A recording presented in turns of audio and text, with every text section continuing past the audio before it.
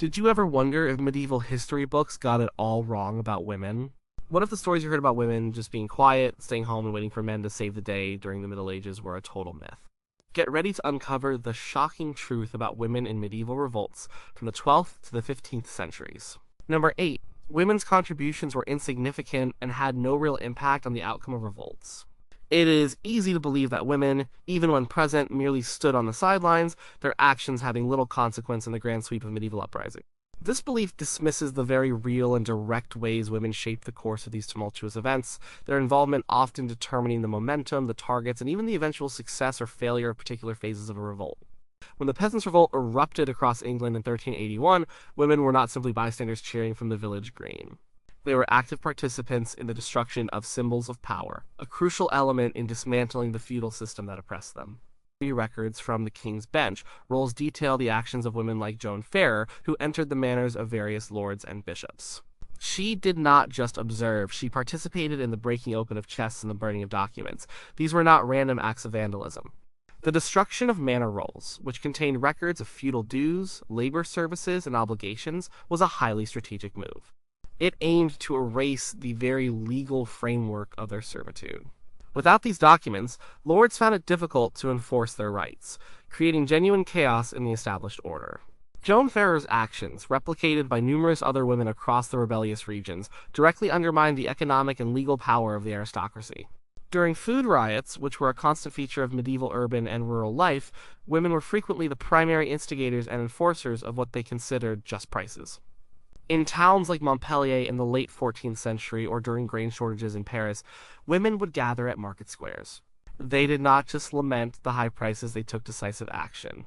They confronted merchants, sometimes seizing carts of grain or bread, and then selling the goods at a price they deemed fair, often called the assize of bread, a traditional regulated price.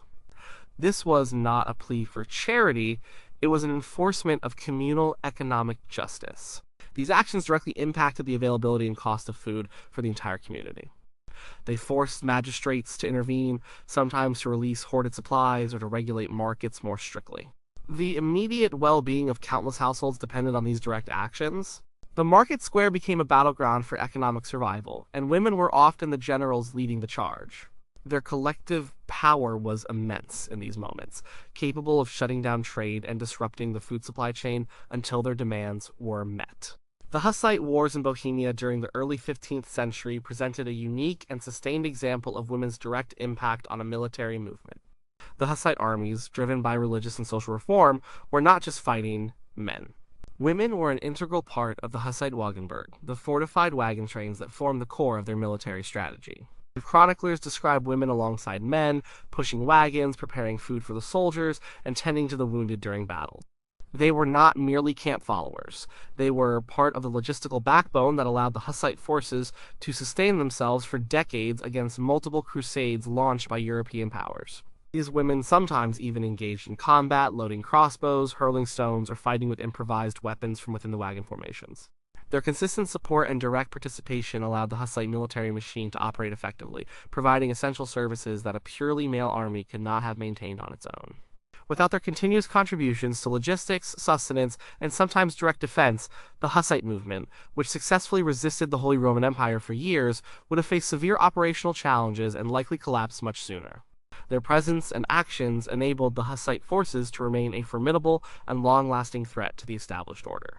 In the Ciumpi Revolt in Florence in 1378, a major uprising of unrepresented textile workers, women were directly involved in the agitation and support networks that sustained the rebellion. While formal guild structures often excluded women, their labor was essential to the Florentine textile industry. When the male Ciumpi workers went on strike or took to the streets, women involved in carding, spinning, or other parts of the textile production chain also ceased their work. This mass refusal to work, initiated or supported by women, significantly impacted the city's economy. The interruption of textile production, Florence's primary industry, created immense pressure on the ruling elites. Women participated in street demonstrations, vocalizing their grievances and joining the crowds that besieged public buildings.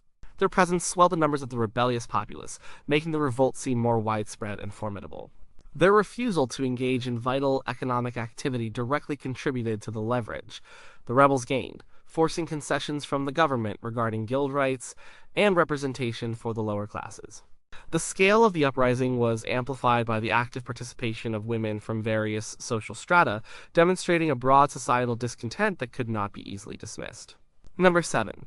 Women's roles were universally condemned and seen as scandalous.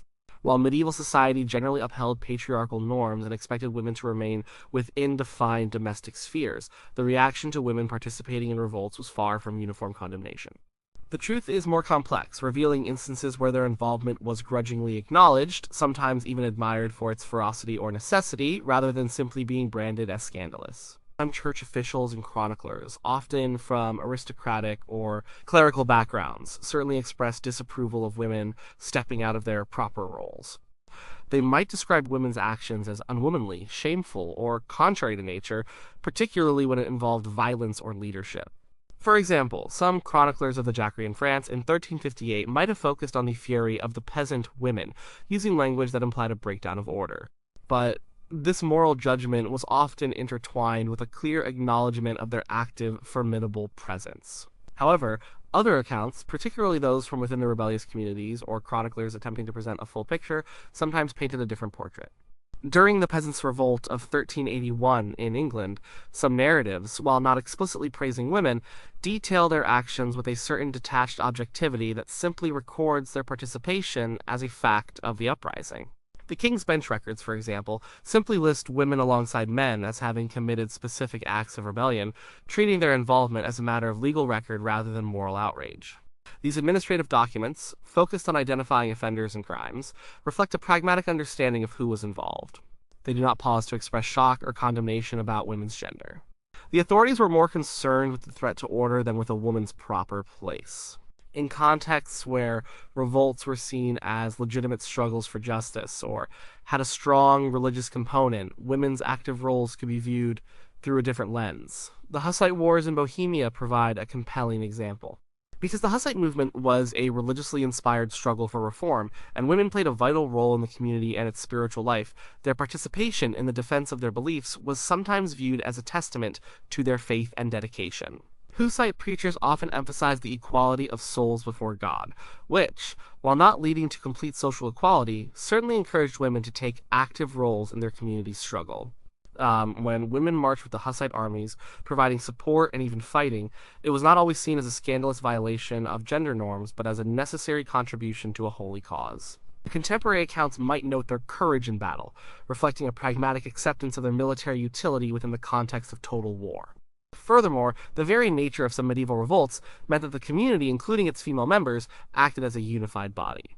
When entire villages rose up against a lord or an entire city neighborhood protested food shortages, the absence of women would have been more notable than their presence. In such situations, the notion of scandal often took a backseat to the pressing realities of collective action and survival. The sheer scale of women's involvement in movements like the food riots meant that their actions, while disruptive to authority, were often deeply rooted in communal necessity. Many towns and villages relied on women for economic stability, and their participation in regulating food prices or challenging unjust taxes was often understood as a vital defense of the community's well-being. Condemnation from outside observers was one thing, but within the rebellious group, their actions were often seen as a legitimate, even heroic, defense of their rights and livelihoods.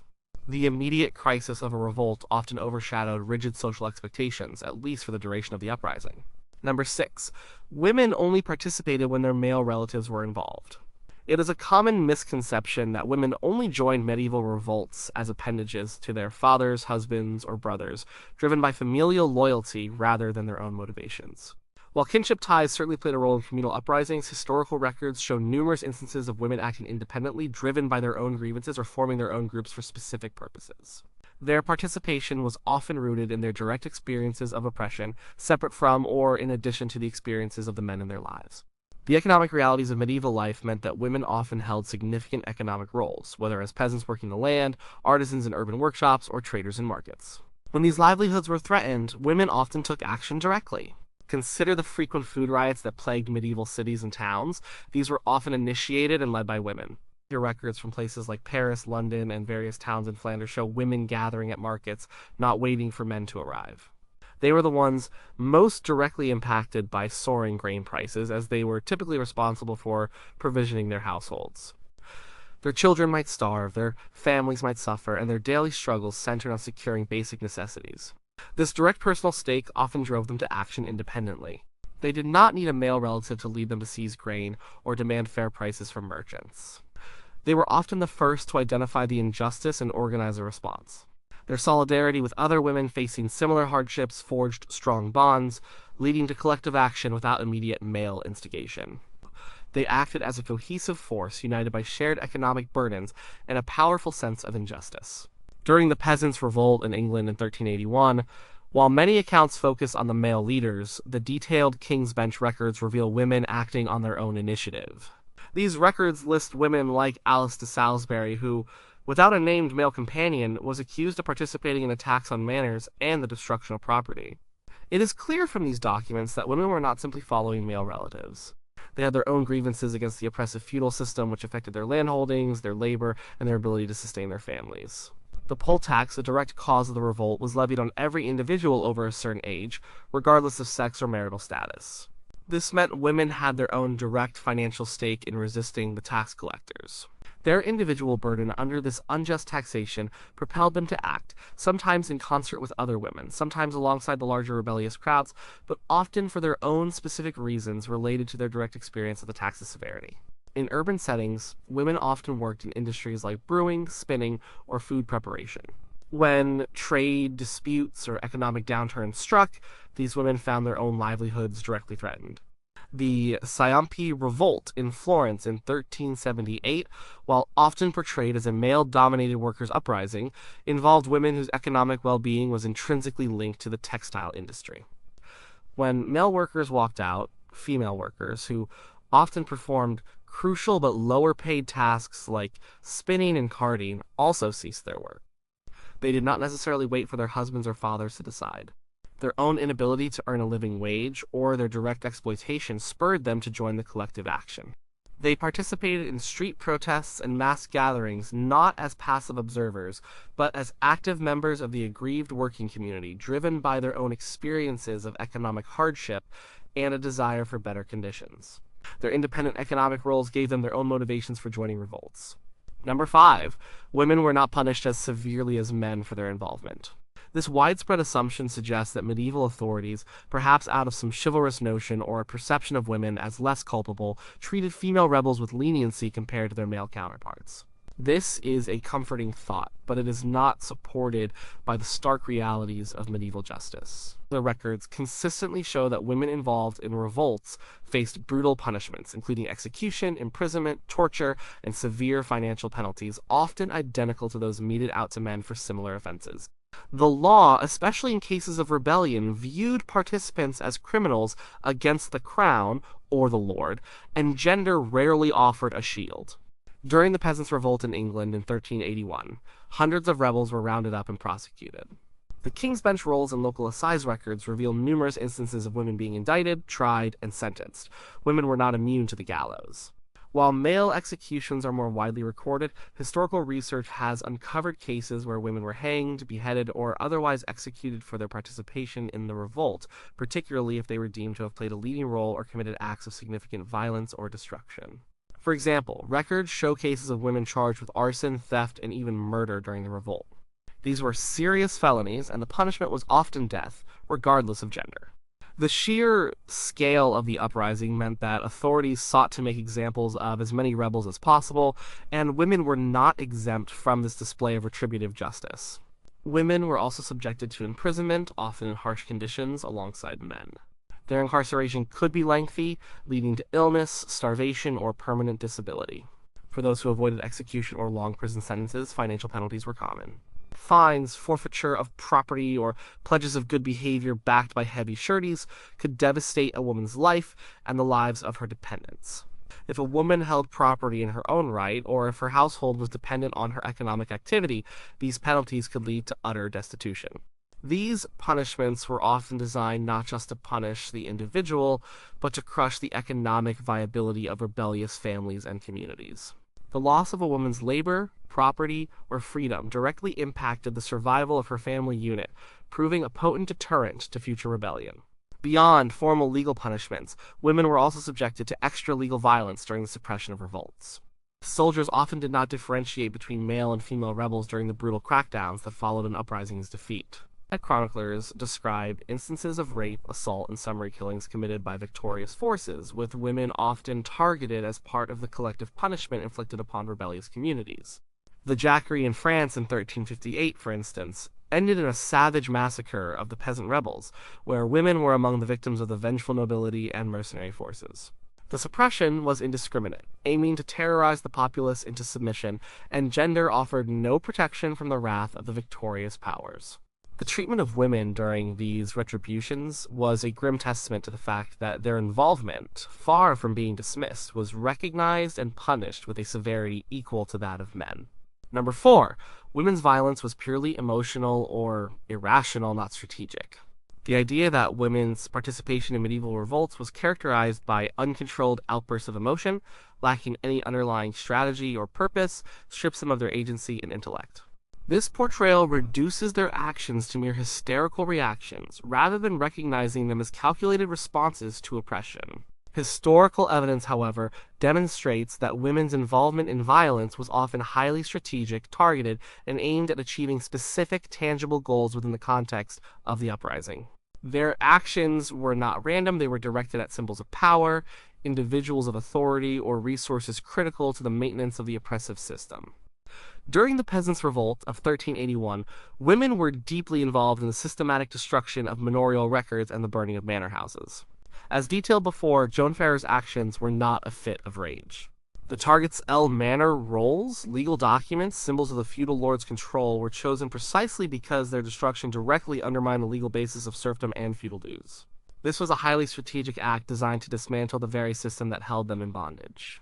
The burning of specific buildings, like barns holding grain or administrative offices, was not random arson but a targeted attack on the lord's economic power and ability to collect resources. These were acts of calculated defiance intended to cripple the functioning of authority and liberate communities from their feudal obligations.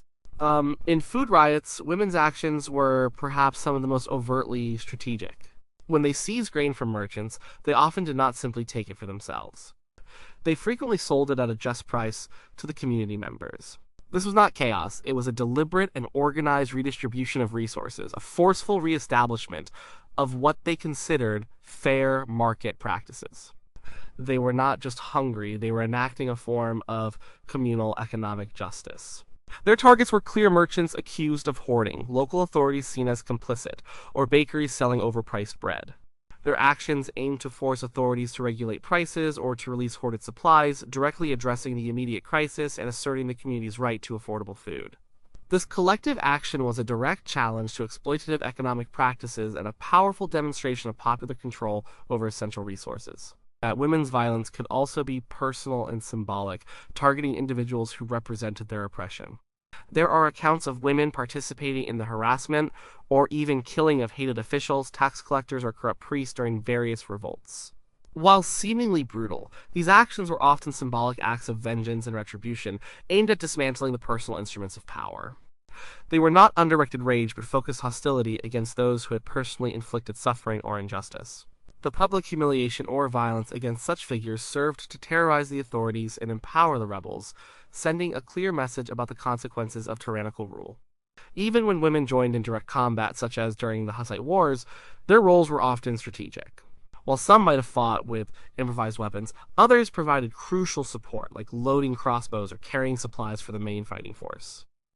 Their presence in the Wagenburg formations was a strategic decision to enhance the Hussite army's defensive capabilities. Their actions were integral to the Hussite tactical approach, demonstrating a disciplined and purposeful contribution to the overall military strategy rather than a disorganized rush of emotion. Their involvement, far from being irrational, was a calculated element in maintaining the army's effectiveness and resilience. Number 3. Women were just followers, not instigators or leaders. The notion that women in medieval revolts were mere tag-alongs, always deferring to male leadership and never initiating action themselves, grossly misrepresents their agency and influence. Historical records reveal that women frequently acted as instigators, organizing protests, galvanizing communities, and even taking on explicit leadership roles within uprisings. Their grievances were often profound and immediate, spurring them to be among the first to challenge authority. Food riots, a pervasive feature of medieval life, offer some of the clearest evidence of women as instigators. It was often women who first converged on market squares when bread prices soared or grain supplies dwindled. As the primary managers of household food, they were acutely aware of price gouging and shortages. They would be the first to identify hoarding merchants or corrupt officials. His eyewitness accounts from towns across England, France, and Italy repeatedly describe women raising the alarm, gathering crowds, and leading the charge to seize provisions or confront authorities. For example, in 1381, during the Peasants' Revolt, while male leaders like Wat Tyler became famous, local records indicate numerous instances of women taking the lead in specific acts of rebellion, such as rallying villagers to burn documents or resist tax collection. These were not spontaneous bursts of anger, but often deliberate acts of organization and mobilization. Specific examples of female leadership, though often overlooked in grand narratives, are found in legal documents and local chronicles. Joan Ferrer, mentioned earlier for her role in burning manorial records during the Peasants' Revolt, was not just a participant, she was actively leading groups to perform these acts. The records describe her as taking a leading role in the destruction of legal documents at various manners, demonstrating her agency and directing others. Her name appears multiple times in accusations, suggesting a consistent and prominent role in these specific acts of rebellion. While not leading armies, her actions represented clear leadership within her specific sphere of the revolt, directly influencing crucial destructive phases. In urban revolts, women sometimes took on roles in neighborhood organization or even as spokeswomen for certain grievances. While formal guild structures often excluded them from official positions, their collective presence and vocal demands could sway public opinion and pressure authorities. During the Ciumpi Revolt in Florence, while the ultimate leadership was male, the widespread participation of women in street actions, strikes, and protests showed a collective agency that contributed to the rebellion's momentum. Their economic roles within the textile industry gave them their own reasons for instigating action when their livelihoods were threatened. They did not wait for male directives to cease their work or join the protests. Furthermore, within the context of religious dissent and movements like the Hussites, women could become powerful figures of inspiration and leadership. Women like Johanna of Ziskova Hora, a formidable figure in the Hussite movement, actively participated in battles and religious ceremonies, demonstrating a capacity for leadership and influence that transcended conventional gender roles. While direct military command structures were typically male, women could galvanize support, offer spiritual guidance, and organize logistical efforts crucial for sustaining the movement. Their conviction and active presence inspired others, and in some cases, they were revered as figures of spiritual authority, which translated into a form of leadership within the rebellious community. Their roles went far beyond merely following, they were often the pulse that beat at the heart of the rebellion. Number 2. Women only rioted for food, never for political or social change. The common belief that women's involvement in medieval revolts was narrowly confined to the immediate exigencies of hunger, primarily expressed through food riots, severely underestimates the breadth and complexity of their motivations. While securing sustenance was certainly a powerful driver, women were deeply engaged in struggles for broader political rights, social justice, and challenges to oppressive feudal structures, often alongside men. Their participation was driven by a sophisticated understanding of their place within an unjust social order. The Peasants' Revolt of 1381 in England is a prime example of women's engagement in demands for systemic social and political change. The rebellion was not just about food, it was a comprehensive protest against serfdom, unjust taxation like the poll tax, and the perceived corruption of the clergy and nobility. Women were actively involved in demanding the abolition of serfdom, a fundamental social and legal change that would have transformed their lives and status. They participated in the destruction of manorial court rolls, which were legal documents enforcing feudal obligations and the very essence of serfdom. This act was not about bread, it was about tearing down the political and legal framework of their oppression. Women were directly affected by these obligations, as they were often tied to the land and subject to labor services or payments alongside men. Their desire for freedom from feudal ties was a significant motivation for their participation. Women also challenged political authority directly in urban settings. In towns, women were part of artisan communities working in various trades.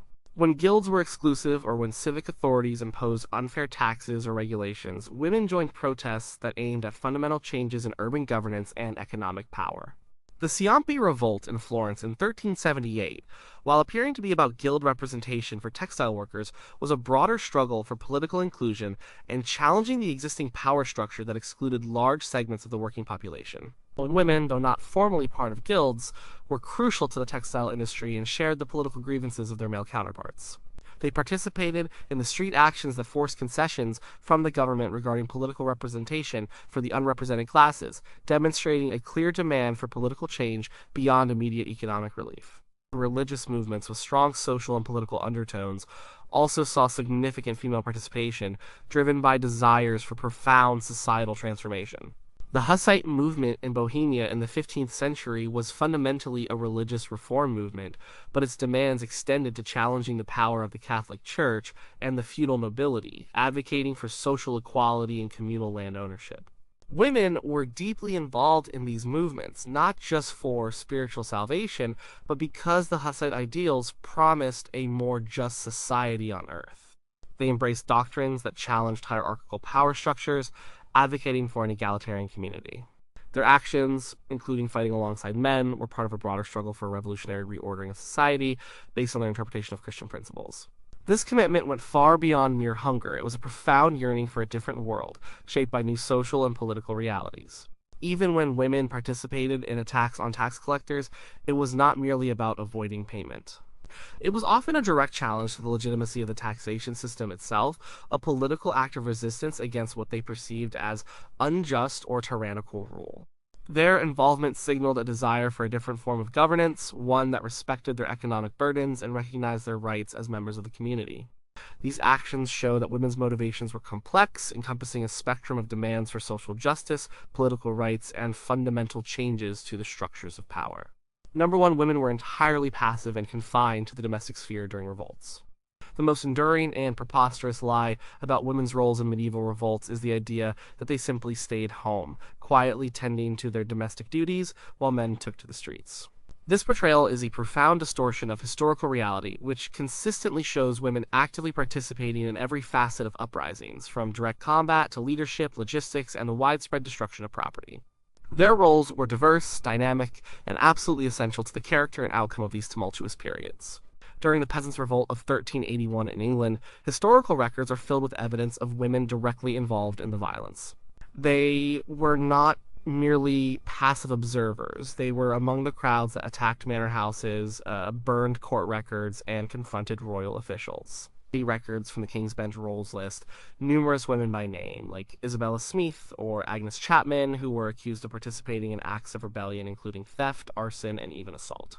These documents show women alongside men actively breaking into properties, carrying off goods, and engaging in destructive acts against the symbols of feudal authority.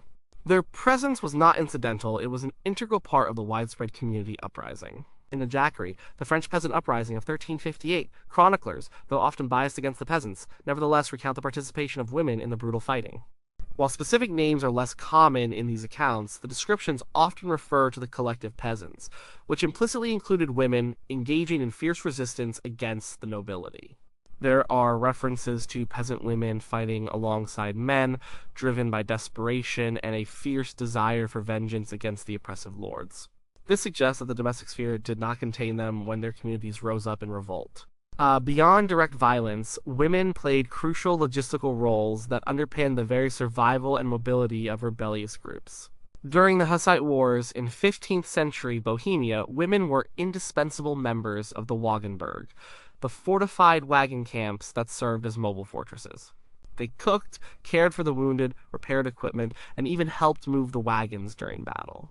These tasks were not passive, they were active, physically demanding contributions that directly enabled the Hussite armies to sustain their campaigns for decades. Without these vital logistical contributions, the Hussite military machine could not have operated as effectively or for as long as it did. And women's efforts directly supported the fighting men and ensured the continuity of the rebellion. In urban revolts, women were at the forefront of popular protest, particularly in food riots. They led the way in seizing grain from merchants, enforcing what they saw as fair prices, and demanding intervention from city authorities. These were not activities confined to the home, they were public, often confrontational actions in the marketplace, directly challenging civic power and economic exploitation. Women, like the unnamed market women of Paris or London, consistently took direct action against perceived injustice in the public square. Their collective power was a force to be reckoned with, capable of disrupting vital trade and forcing authorities to respond. The image of women as simply waiting at home for news from the outside is a fiction easily dismantled by the countless historical examples of their active, defiant, and undeniable presence in the heart of medieval revolts.